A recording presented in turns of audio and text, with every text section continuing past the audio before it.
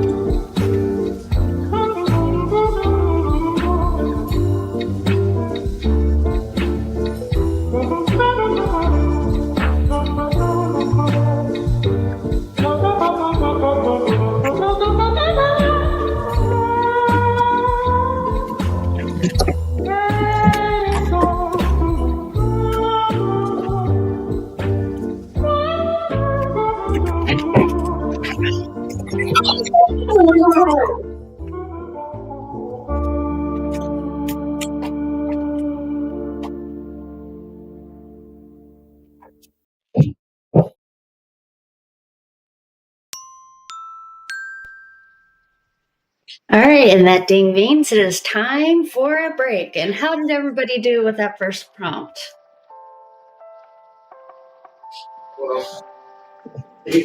Horrible. My dogs were barking, and I forgot to mute because they were barking. Oh no! Look at me! Look at me! So I do have an idea, but I couldn't get in and execute on it because the dogs were.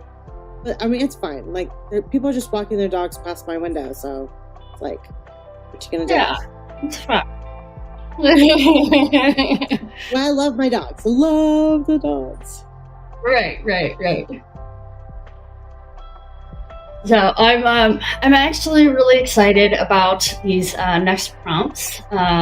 For those of you that don't know, I have created this set of prompts from that kind of based off of the book Story Genius, and not an ad, but it's one of my favorite craft books, and they go the line underneath. Story Genius is how to use brain science to go beyond outlining and write a riveting novel. And I really want to do that. And so one of the things that they talk about in the book is about having the scenes go from it being one thing into the next thing. If that one thing didn't occur, the next scene couldn't happen. So you want to make it so that each scene is absolutely pivotal, that the scene before it has a reason for being there. Because otherwise, then what's the point of having that scene in the story? One of the first... No, keep saying, because I know how much you love this craft book, and it's so great. So keep going. It's really, really super awesome.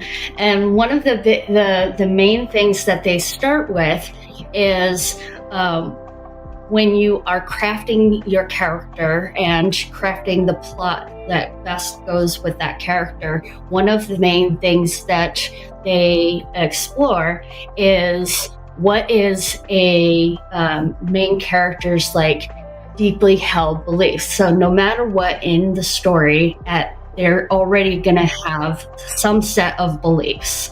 And what makes that important is whatever that main belief is, it should be a misbelief, right? It should be something that is that they view the world, and it must be something that they view it wrongly, because the events of the book is going to then challenge the main character's deeply held beliefs. So, which is just so happens to be our prompt number 2, is what is your main character's deeply held belief that you're going to explore through the story. And I find it fascinating because by starting with what your character's belief is, then you can really get into the head of your character of who they are and why certain events need to happen in order for their belief system to be challenged. So I'm really excited about this. Don't mind me while I scold the dogs with my eyes. Right. Yeah, I think of them as character. The difference between a character trait and a character flaw. A character trait is something a character does over and over again. It's just who they are. Sometimes it works for them. Sometimes it works against them. And a character flaw I think of as where the character misunderstands the world. And I do love to play in that space. So that deeply held belief. Yeah. But not all challenges, because sometimes I think it's really interesting to challenge their deeply held belief and have them keep it anyway, have them kind of be proven right despite all of the yeah, you could certainly play with that too. You can, and that would be the difference, right? And in having a character arc and then maybe having a flat character, right? Would be if you go through a challenge and you don't actually change at the end of it, then you would have a flat character, right? Which doesn't necessarily mean it's a bad character. It's just that they didn't change during that time. All right, so let's go into prompt number 2 and explore deeply held beliefs. Let's do it.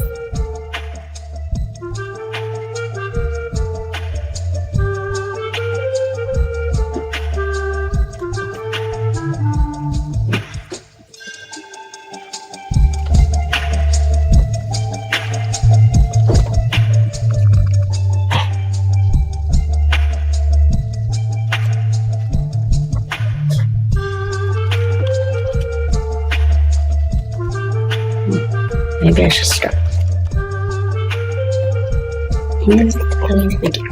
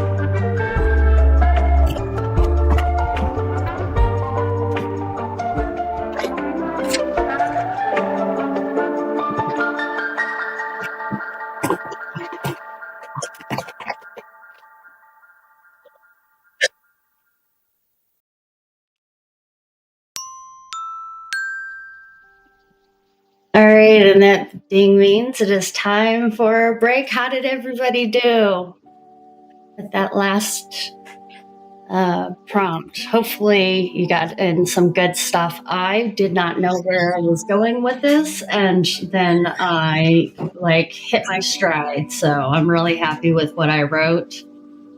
How'd you do, Ansley? Not bad. We're starting in the beginning of the novel, and I think I just know these characters so well. Like the big intersection, which is up for sale. Justine is accused of murdering a guy. Link is going to be in the description. And buy one. It's a quick read. And so she's kind of been around this a little bit, and she's like, oh my gosh, what have I done? But has she done anything? She doesn't know. She's beginning to feel like maybe karma is intervening, and that's why all these dead bodies drop around her all of a sudden. This will be, I think, her fourth in less than a year. Wow, nice. At some point, this is going to be ridiculous, right? It's just too ridiculous. Right. That's one of the things that I love about Murder, She Wrote. It's anywhere she's around, then there's a dead body. I mean, it makes a little bit more sense for her mom, because her mom's a newspaper reporter, so showing up and there being dead bodies, but the kid's not really a reporter yet, so I don't know. It's maybe not her fourth. It's maybe only her. I guess it's really technically only her second. I guess the other several happened to her mom.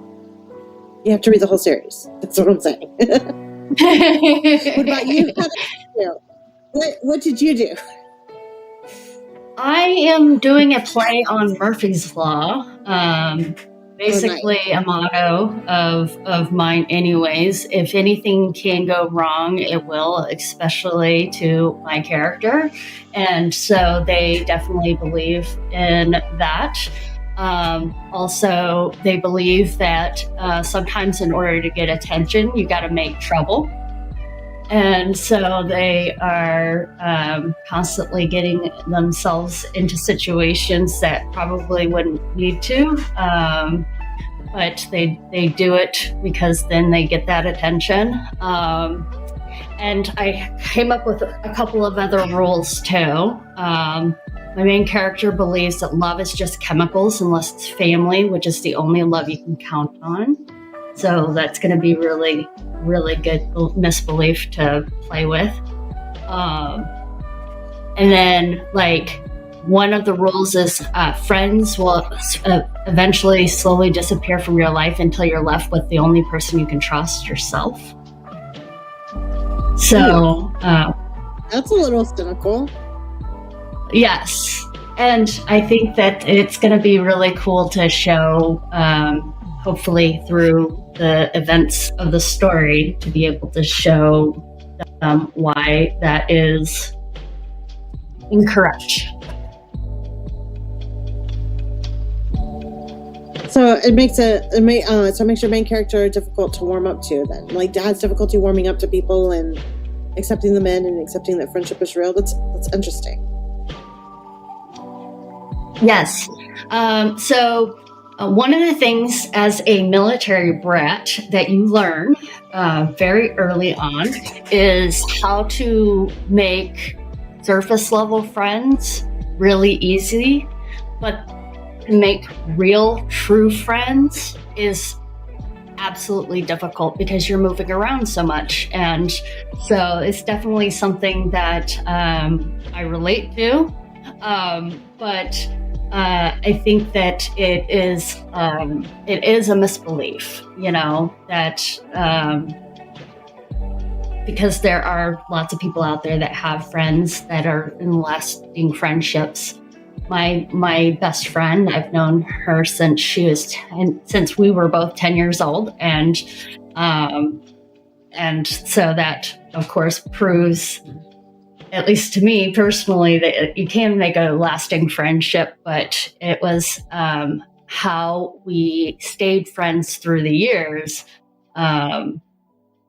was definitely a challenge. So, speaking of which, our next prompt is going to be write an event that happened to cause your main character to have that deeply held belief, which I think is what I was talking about, is what is something that happened to your character that made them, because of that event, caused them to have that deeply held misbelief. All right, let's see what we can come up with.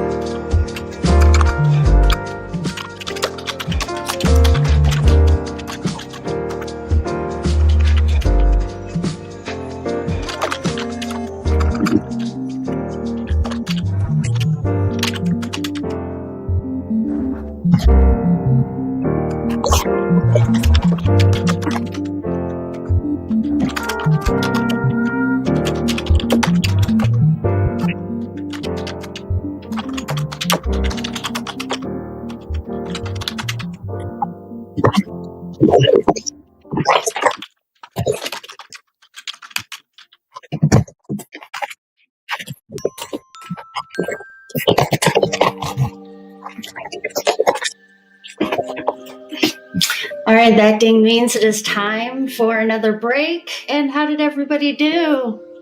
Yeah, I could write forever. Like, this is book 5, story 5 or 6 in this series, so like I have the whole backstory. It's like, yeah, so sum up the character's backstory and why they're deeply flawed. Done. So it's a little crazy writing stories, like keeping up with characters that, you know, are in a series and like having them such fundamental things and like watching them grow and change over time, and how like you do this and you do. And so frequently in mystery, we were talking about that flat arc, right? That's the arc of many detectives. It's like they start off in a cynical place, they go through a story, they have their challenges belief. About midway through the story, they start to believe them, only to have that original viewpoint reinforced, and they come back to where they are from the beginning. And that's the arc within the story of like almost every single investigator. It's strange in mystery.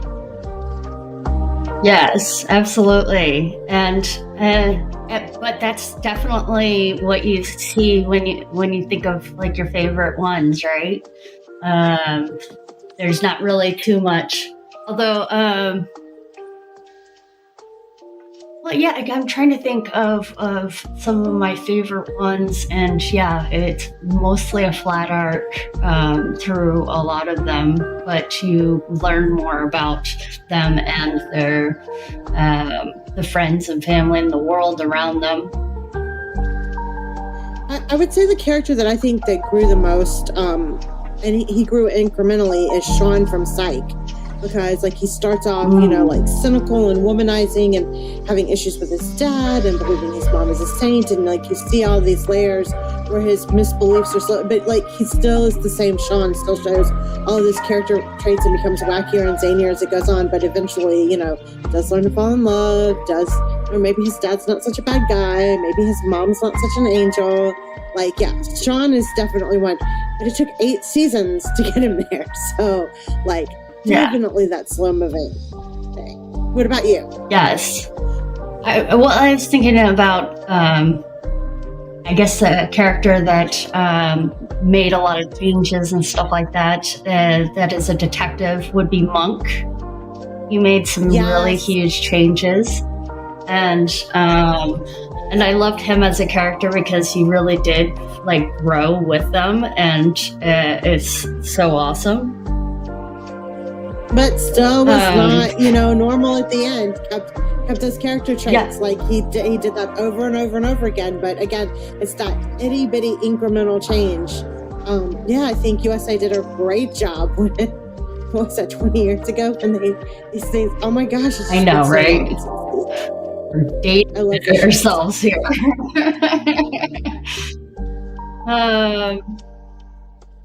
Where Sherlock Holmes doesn't change. So one of my favorite things about those type of detective stories is sometimes through the course of telling a story, you are believing a certain thing is going to happen, and then you turn around and it's the complete opposite actually happened, right? So that's kind of in line with what our next prompt is going to be. Write down what your protagonist thinks what will happen, and then write down what really happened.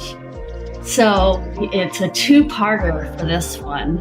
And we got to try to figure out, okay, what is it that the protagonist thinks is going to happen? But what actually happened?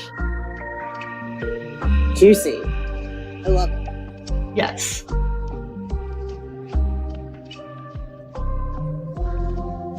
So I'm right now trying to think of what am I going to have my character do? What do we think it's going to happen? What are they thinking in their head? Like, this is definitely going to be a really horrible situation, and this is all the things that could go wrong, and then have it go right? Or do you have everything go wrong, but then it goes wrong even worse than they thought? What is going to happen? All right, everybody, let's dive into write down what your protagonist thinks will happen, and then write what really happened.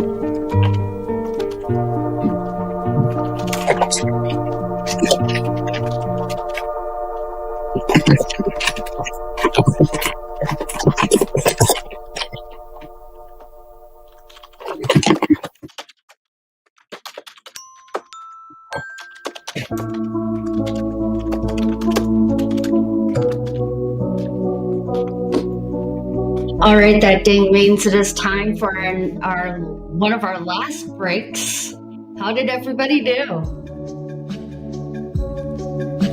Yeah, so it's beginning to come together. Like, I guess I had these scenes inside my head for not ever planning any of this out, and I didn't even. You wrote all of these prompts all by yourself, so I didn't even know like anything about it. So like, this is so much fun to kind of experience it the way everybody else does.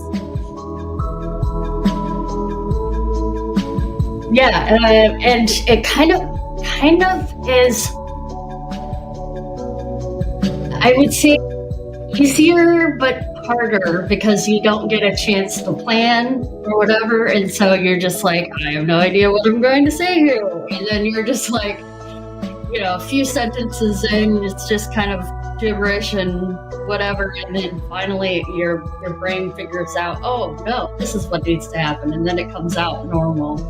And you actually have something decent down. Yeah, I mean, for me, it's this fun because like we don't plan these out a lot in advance. Maybe a day or two, and I don't even know necessarily what scenes I'm going to write or in what order. It was a little different last November, but like most of the time, I don't know. It's like it's very interesting. It's very, very interesting. Like coming at this knowing kind of a little bit about what I'm trying to get through, and yeah, very interesting. I am so interested. What is your character? What happened with them? What did they believe was going to happen, and what actually happened? Okay, so I went in to write about friends. And so my character has a misbelief that friends will always seemingly disappear. And so they made a friend at the beach, an older gentleman, and was telling, giving them pointers and really helping them out with their surfing and all of that stuff. And then all of a sudden, a girl shows up, and the older guy. What's a boy to do? Yeah, they get distracted, and shocking Ray, none. Ray was like, of course, this is what always happens. Sad. But yeah, it happens. Well, Justine, so we're at the thing where, the guy dies on stage in front of her, and she thinks she's going to be questioned, and she kind of is, but she thinks she's going to be questioned really aggressively, but she's very clearly in shock. And so her mom is allowed to come in, and so her mom is comforting her. She's trying to get through explaining from her point of view what happened. So I thought that was interesting. Yeah, that's cool. That's an interesting way to do it. I mean, it's not her first rodeo. Yeah. And it's not her first rodeo, so she has an expectation of what it's going to be like. But of course, the emotions of this situation are different. She was much more detached in the last one, which kind of made her more of a suspect. And this time she's really shocked and she doesn't know what's going on. So it's very interesting. And it's an interesting way to play out a character that is dislikable, because Detective Trevor is dislikable. Because I love him being dislikable. I love that. So yeah. So we have 5 minutes left in our. We have one last prompt. It's a 5-minute prompt, And I wanted this prompt to be to help get juices going for the future. So the last prompt is list out ways to shake your protagonist's worldview. So what are some things that could happen that would really shake your protagonist's worldview? And so let's come up with some ways to cause some trouble for our characters.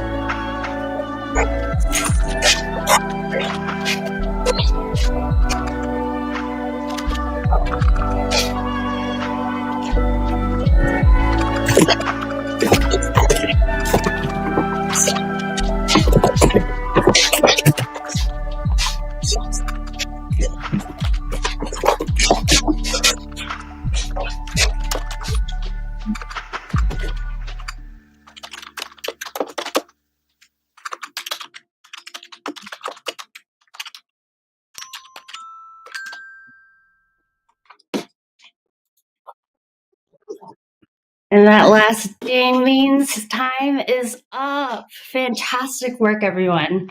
Now, during our next event, we will be streaming at our usual time on Sunday, April 6th at 11 a.m. Central Time on our Writing Quest YouTube. That's just 4 days away. And remember, even if you didn't make your goals, you were attempting to put an effort in to write a little bit every day, and that is amazing. If you want to keep in touch, you can join our Facebook group, Writing Quests. We hope that you will join us there. And before we go, we must thank our amazing producer, David McInnes. We couldn't do any of this without him. Thank you so much. And the description includes links to all of our social media. If you like this content, please like, comment, and subscribe. See you next time.